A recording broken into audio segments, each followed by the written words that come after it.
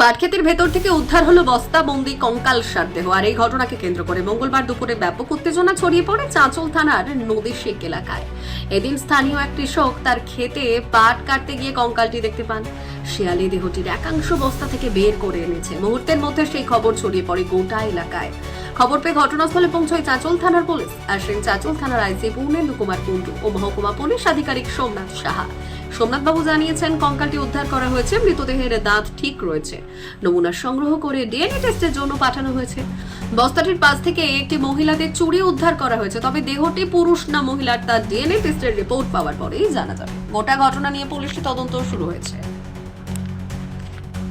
আমি সকাল 11টার সময় বাড়ি থেকে বেরিয়ে পঞ্চায়েতে গিয়েছিলাম, আমি পঞ্চায়েতের মেম্বার। সেখান থেকে আমি শুনতে পেলাম যে মানুষ আলোচনা করছে যে পাটার কাছে একটা ওই পাটের জমিতে একটা বডি পড়ে আছে। সেক্ষেত্রে আমি আসলাম, এই পাটের জমিতে দেখি সত্যি একটা বডি পড়ে আছে, বস্তাতে বোঝানো। পুলিশ এসে নিয়ে গেল। বডিটার কি অবস্থা ছিল? বডির অবস্থা কিছু ছিল না, মাংস কিছু নাই, শুধু হাড়গুলো আছে।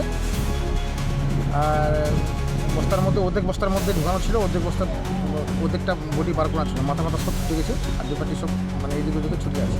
চেনা যাচ্ছে কিছু? না, কিছু এখনো চেনা যাচ্ছে না, ছেলে না মেয়ে সেটাও বোঝা যাচ্ছে না। না, আমাদের এই ঘটনা শোনার পর পাড়া প্রতিবেশী কিংবা গ্রামবাসী খুব মানে আতঙ্কে আছে, খুব মানে বোধ করছে। যেন এটার ব্যাপারে প্রশাসনের কাছে আমি অনুরোধ করব যেন এই বিষয়গুলো একটু লক্ষ্য করা।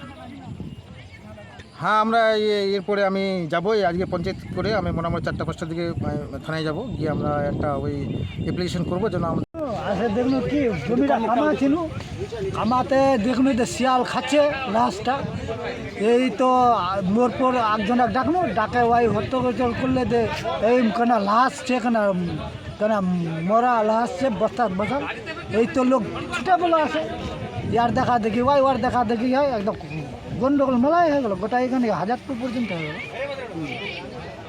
এই যে বডিতে দেখতে পেলেন পাটের জমিতে, কতটা আপনাদের আতঙ্ক, কতটা ভয়, কতটা হচ্ছে?